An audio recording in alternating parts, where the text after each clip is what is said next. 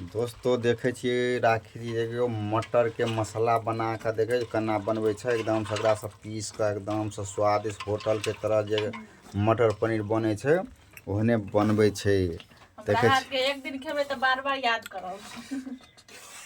जी friend जे भी लोग अत खा के जा है ना तो वो दोबारा फोन का की कहत राखी जी हमरा बाप रे बाप हाँ उ जे सब्जी खियौली से मन लगले है फैन से हाँ अबे छी फैन से खिया द तो फ्रेंड लोग जे तै द्वारे हम अहाँ खाइ छियै त नहीं के नाम लै छियै।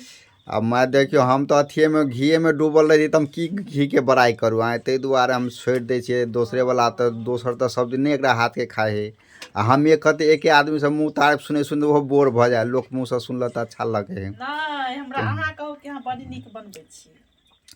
देखियो फ्रेंड लोग हम तो कहते रहे हम तो सब दिन कहे चले जे चीज बने थे आब वह के नया लोग खाए है तो चलो।